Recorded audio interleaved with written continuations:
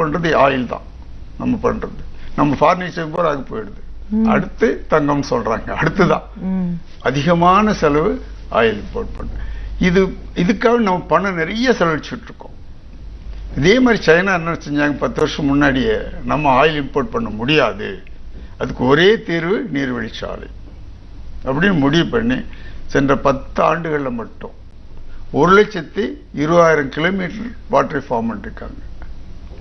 1,20,000 kilometre form பண்ணிருக்காங்க.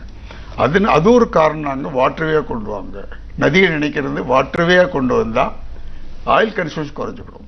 அதுபோல் நிலத்த நீர் உயர்ந்துடும்.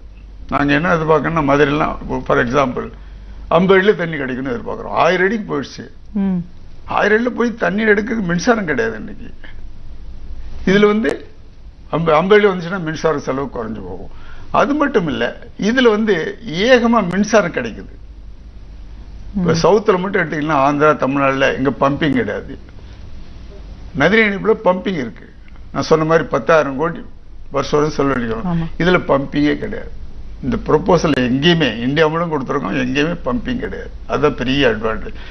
அதே நேரத்தில் மின்சாரம் கிடைக்குது. ஆந்திராவில் 2000 மெகாவாட் மின்சாரம் உற்பத்தி பண்ணலாம். தமிழ்நாட்டில் 1500 மெகாவாட் மின்சாரம் உற்பத்தி பண்ணலாம். இது போக என்னன்னு கேட்டீங்கன்னா, அந்த நிலத்தடி கூடுறதுனால தமிழ்நாட்டு ஒரு கணக்கு எடுத்திருக்கோம். இந்த திட்டம் வந்துருச்சுன்னு சொன்னாக்க 1300 மெகாவாட்ஸ் மின்சாரம் மீதமாகும். ஆனா நதிநீர் இணைப்புல 1 மெகாவாட் மின்சாரம் கூட உற்பத்தி பண்ண முடியாது. தண்ணி வருஷம் பூராவும் இருக்காது, 4 மாதம் வரும், அது கொஞ்சமா தான் வரும். இது அப்படி இல்லை, தண்ணி எப்பயுமே நிறைய கொண்டு வந்துடுறோம். வெள்ளத்தண்ணி எடுக்கிறோம், யாரும் மறுக்கல, கொடுக்க மாட்டேன்னு சொல்ல மாட்டாங்க. அதனால நிலத்தடி நீரும் கூடுது. அதே நேரத்தில் வாட்டர் இப்ப சி எரோஷன் சொல்லுவோம், கடலில் உப்பு நீர் நிலத்துல வந்துகிட்டே இருக்கு, அதுவும் மாறும். இப்படி எடுத்துக்கிட்டீங்கன்னா பொல்யூஷன் நிறைய குறையும், தண்ணி நிறைய கிடைக்கல, 2 போகம் விளைவிக்க முடியும்னு நினைக்கிறோம். ஆந்திரா தமிழ்நாட்டில் அந்த கோதாவரி ஒரு ஆற்றுல மட்டும் தமிழ்நாட்டுக்கு ஆந்திராவுக்கு வேண்டிய தண்ணி இருக்குங்க, ஒரே ஆற்றுல மட்டும். அதுக்கு மேலே இருக்கு. 2 ஸ்டேட்டுக்கு எவ்வளவு தண்ணி வேணுமோ அதை காட்டில் அதிகமா இருக்கு. அதனால அவங்க கொடுக்குறேன், வெள்ளம் இருக்கும்போது எடுத்துக்கின்றாங்க. நம்ம சண்டை பிடிச்சிட்டு இருக்க வேண்டாம், காவேரியில் தண்ணி கொடுக்கணும்னு கையை வந்துக்கிட்டு சண்டை பிடிச்சிட்டு இருக்க வேண்டாம். இது வந்துருச்சுன்னு சொன்னாக்க அவங்களும் தண்ணி ஏராளமாக கிடைக்கும், மின்சாரமும் கிடைக்கும், எங்க நிலத்தடி நீர் கூடிக்கிடும். 2 போக நிலங்கடி இந்த தண்ணி கிடைக்கும் போது மரங்கள் வளரும். மரங்கள் வளர்றதுனால பொல்யூஷன் குறைஞ்சு போகுது, சுற்றுச்சூழல் மேம்படுது. இது மாதிரி பல வழியில சுற்றுச்சூழல் மேம்படுது இதுல வருது. இன்னைக்கு தண்ணீரோட தேவை எந்த அளவுக்கு இருக்கு, நம்ம கிட்டயே எவ்வளவு தூரம் இருக்கு, மழை மூலமா நம்மளுக்கு எப்படி கிடைக்குது, அது எப்படியெல்லாம் நம்ம சேமிக்க முடியும்னு நதிநீர் சார்ந்த நிறைய விஷயங்களை நம்ம பேசிட்டு இருக்கோம். ஒரு சின்ன இடைவேளைக்கு அப்புறமா தொடர்ந்து பேசலாம்.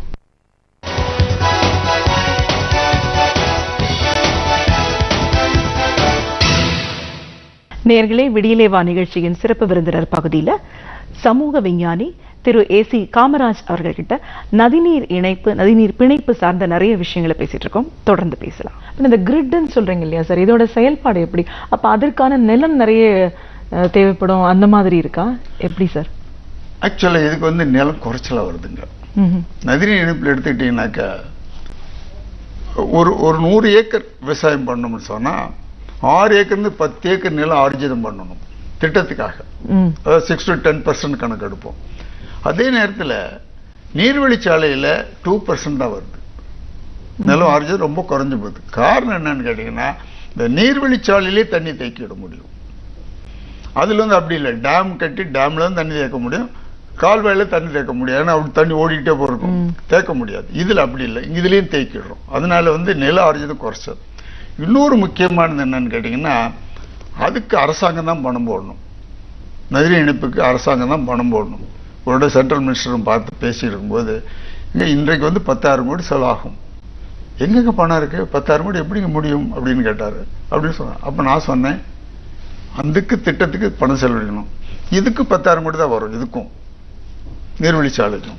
ஆனா இதுல பலன் அதிகம், அதை காட்டி 2 பங்கு பலன். நிலங்கள் விவசாயமும் அதிகமான விவசாயங்கள், அதே நேரத்தில் மின்சாரமும் அதிகமான மின்சாரம், 2 பங்கு அதிகமாக மின்சாரம் கிடைக்குது. எல்லா செலவும் சேர்த்தாலும் இதுவும் செலவு ஒன்று தான், அதுவும் செலவு ஒன்று தான். ஆனால் இதில் வருமானம் நிறைய இருக்கு நீர்வழிச்சாலையில். இதனால பிரைவேட் இன்வெஸ்டர் சேர்த்து பண்ணிக்கலாம். எப்படி ஹைவே செஞ்சிருக்காங்க, நேஷனல் ஹைவே செஞ்சுட்டு டோல்கேட் வாங்கிக்கிறாங்க பாரு, அதே மாதிரி இதில் இந்த திட்டத்தை எடுத்துக்கிடும் போது அவங்க செய்துட்டு மின்சாரம் கிடைக்கும், அவனுக்கு நீர்வழிச்சாலை கிடைக்கும். அதில் செலவு குறைஞ்சு போறதுனால எல்லாரும் நிறைய கொண்டு வரதுக்கு வருவாங்க. சாதாரண போட்டு எடுத்துகிட்டே போயிடலாம். அதனால அதுலேயும் வருமானம் வரும். அது அந்த பேங்க் வந்து ரோடாக கொண்டு வரும். இந்த நீர்வழிச்சாலையோட பேங்க் வந்து ரோடாகவே கொண்டு வரும், நேஷனல் ஹைவேஸாக கொண்டு வந்துடும். அதுலேயும் வருமானம் வரும். இது பலவிதமான வருமானம் இருக்கிறதுனால இதுக்கு பணம் செலவழிக்க வேண்டிய அவசியமே இல்லை. அரசாங்கம் பெர்மிஷன் கொடுத்துட்டா போகிறோம். அதுதான் நாங்கள் சொல்லிக்கிறோம். இன்னைக்கு நீங்கள் பெர்மிஷன் கொடுத்து செய்யுங்கன்னு சொன்னால் நீங்களே மற்றவங்கள்ட்ட கொடுத்து செஞ்சிட முடியும், செய்யுங்கன்னு சொல்லிக்கிட்டு இருக்கோம். உங்களுக்கு வாட்டர் வேணும் போது சென்ட்ரல் கவர்மெண்ட் எடுத்துக்கலாம். இது அன்னொரு அட்வான்டேஜ். இன்டர்லிங்க்கு நதிநீர் இணைப்புக்கும் நதிநீர் பிணைப்புக்கு உள்ள வித்தியாசம் கேட்டீங்களா, நீர்வழிச்சாலைக்கும் இது ஒரு அனதர். நதிநீர் இணைப்பை மத்திய அரசு செயல்படுத்த முடியாது. அது ஸ்டேட்ல தான் சொல்லி நீங்க செஞ்சுக்கன்னு தான் சொல்ல முடியும். அதே நேரத்தில் நீர்வழிச்சாலையை நேஷனல் வாட்டர்வே, நாங்கள் சொல்றது எங்களோட திட்டத்து பேர் கங்கா குமரி தேசிய நீர்வழிச்சாலை அப்படின்னு தான் சொல்றோம். இது தேசிய நீர்வழிச்சாலை வந்து தேசிய நெடுஞ்சாலை மாதிரி மத்திய அரசு எடுத்துக்க முடியும். அதுல கான்ஸ்டிடியூஷன் ப்ரொவிஷன் இருக்கு, அவங்களுக்கு அவங்க எடுத்துக்கிட முடியும். அது வந்து இது மேலும் எடுத்துக்கிடும் போது மற்ற மாநிலம் இதை வந்து மறுக்கல. அதனால அவங்களுக்கு ஒன்றும் சிரமம் கிடையாது எடுத்துக்கிறதுக்கு. அதனால எடுத்துக்கிறோம்னு சொல்லியிருக்கிறாங்க. இந்த நேஷனல் வாட்டர்வேஸ் அப்படின்னு சொல்லும்போது மற்ற நாடுகள்ல இதுக்கான முன்னோடிகள் இருக்கும் இல்லையா சார்? இந்த வாட்டர் மேனேஜ்மெண்ட், வாட்டர் ஸ்டோரேஜை எப்படி அவங்க மேனேஜ் பண்றாங்க? நீர்வழிச்சாலைன்றது மெயினானுங்க. இது அதிகமா செய்தது நெதர்லாந்து நாடு தான். இது 800 வருஷம் முன்னாடி ஆரம்பி செஞ்சுக்கிட்டு இருக்காங்க. அவங்க நீர்வழிச்சாலை நிறைய போட்டுருக்காங்க. அவங்க சேர்த்துக்கிட்டே வர்றாங்க. அது எப்படின்னா அந்த ராணி பீரியட்ல இந்த சேர்த்தோம் அந்த நீர்வழிச்சாலை ஃபார்ம் பண்ணிருக்கோம், இந்த ராஜா பீரியட்ல இந்த நீர்வழிச்சாலை ஃபார்ம் பண்ணிருக்கோம் அப்படின்னு. அதனால இந்த நீர்வழிச்சாலையை பார்க்கணுன்றதுக்காக நெதர்லாந்து போனேன். அப்ப நெதர்லாந்து எம்பசி அவங்க எல்லாம் என்ன வரவேற்று பல இடங்களை கூட்டி போனாங்க. அங்க பார்க்கும்போது பாத்தீங்கன்னா இப்ப சென்னை போல ஒரு டவுன் ஆம்ஸ்டாங் இருக்குது. அந்த ஊர்ல ரோடு இருக்கிறது எவ்வளவு இருக்கோ அவ்வளவு பாதி நீர்வழிச்சாலையா இருக்கு. இப்ப சென்னையில பாதி வந்து நீர்வழிச்சாலையா இருந்தா எப்படி இருக்கும்? அங்க இருக்கு, அப்படியே அவங்க டெவலப் பண்ணிருக்காங்க. அதனால பாத்தீங்கன்னா அந்த நீர்வழிச்சாலை 2 பக்கம் ரோடு, அடுத்தாப்புல வீடுகள், எல்லா இடமும் அப்படிதான் இருக்கு. எப்படி ரோடை ஒட்டி வீடு இருக்கு மாதிரி நீர்வழிச்சாலை, ரோடு, வீடுகள். அங்க இது இருக்கிறதுனால ஒவ்வொரு வீட்டுல ஒரு போட் வச்சிருக்காங்க. அவங்க எடுத்து போட்டு எடுத்துட்டு போய்க்கிறாங்க. அது போக பஸ், அதாவது நீர்வழிச்சாலை போறது பஸ் ரூட்டே போட்டிருக்காங்க. போய் ஏறிட்டு எல்லா இடத்தையும் சுத்தி பார்த்துட்டு காட்டி விடுறதுனால எங்கேயும் போறவங்க போய்க்காங்க. பஸ்ல போறோம், நம்ம பஸ்ல போற மாதிரி நீர்வழிச்சாலை பஸ்லயும் போய்க்கலாம். அந்த மாதிரி செஞ்சிருக்காங்க. அது நாங்க போய் பார்க்கறதுக்கு போனோம். அவங்க வந்து நம்பர் 1 நம்ம திட்டத்தையும் அவங்க கேட்டாங்க. கேட்டு நம்ம போய் தெரிஞ்சுக்கிட்டாங்க. அவங்க என்ன சொல்றாங்க, நாங்க இதுல வந்து அரசாங்கம் ஏத்துக்கிட்டா நாங்களும் வந்து இதுல இன்வால்வ் பண்றோம் அப்படின்னு அவங்க சொல்றாங்க. இதே போன்று சைனாவில் அவங்க நல்லா சொன்ன மாதிரி நிறைய அவங்க செய்திருக்கிறாங்க. நீர்வழிச்சாலை நிறைய டெவலப் பண்ணிருக்காங்க. சில பேர் போய், நான் சைனா போனது கிடையாது, ஆனால் மற்ற நாட்டுக்கு அமெரிக்கா, கனடா, யூரோப்லாம் போயிருக்கேன். இங்கே போனதில்லை, போகணும்னு நினைக்கிறோம், இருந்தாலும் போகல. இங்கே வந்து அவங்க எல்லா இடத்துலையுமே நீர்வழிச்சாலை நிறைய டெவலப் பண்ணிருக்காங்க. அதனால ஹெவி மெட்டீரியல் பூராமே சிமெண்ட்டு, உணவுப் பொருள், மற்ற வெய்யால் மாற்ற மெட்டீரியல் பூரா அதில் தான் போகணும். லாரி பூரா அதில் தான் போகணும். ரோட்ல வந்து லாரி போகிறது குறைஞ்சி போச்சு அவங்களுக்கு. அந்த மாதிரி டெவலப் பண்ணிருக்காங்க. அதே மாதிரி கரடியன் வந்து 2000 கிலோமீட்டருக்கு நீர்வழிச்சாலை அங்கே இருக்குங்க. கரடியன் பீப்புள் வந்து எங்கள்கிட்ட பேசினாங்க. இப்போ நான் சொன்ன பாருங்க, ஒரு மாடல், ஒர்க்கிங் மாடல் மதுரை செஞ்சிருந்தேன்னு சொன்ன பாருங்க, அது அவங்க வந்து பார்த்தாங்க. கரடியன் பீப்புள் பார்த்துட்டு ஒரே அப்ரிசியேஷன். இவ்வளவு இது வந்து உலகத்திலே இதுதான் முதல் தடவை கொண்டு வர வாட்டர் கிரிட்ங்கிறது எங்கேயுமே கிடையாது. இது மாதிரி கொண்டு வர்றீங்க, நாங்க வந்து ஃபுல்லா இன்வால்வ் பண்ற ரெடியா இருக்கோம். அரசாங்கம் ஏற்றுக்கிட்டா, தமிழ்நாடு அரசு எடுத்துக்கிட்டாலும் நாங்க வந்து பண்றோம், சரி மத்திய அரசு எடுத்துக்கிட்டாலும் நாங்க வந்து பண்றோம் அப்படின்னு அவங்களும் வந்து. ஏன்னா அவங்க வந்து 2000 கிலோமீட்டர் வாட்டர் வந்து மெயின்டைன் பண்றவங்க. அவங்க வந்து நாங்க செய்யறோம் அப்படின்ட்டு நம்ம திட்டம் தெரிஞ்சுட்டு செய்யறோம் இருக்காங்க. அதனால உலகத்துல பல இடங்கள் நல்லா டெவலப் பண்ணிட்டு வர்றாங்க. நம்மளும் அதே மாதிரி நல்லா டெவலப் பண்ண முடியும். பொதுவா இந்த நீர் மேலாண்மையை பொறுத்த மட்டும் பொதுமக்களோட பங்களிப்பு வந்து என்னவா இருக்கணும் சார்? பொதுமக்கள் வந்து இது பலன் அதிகமா கிடைக்குதுங்க.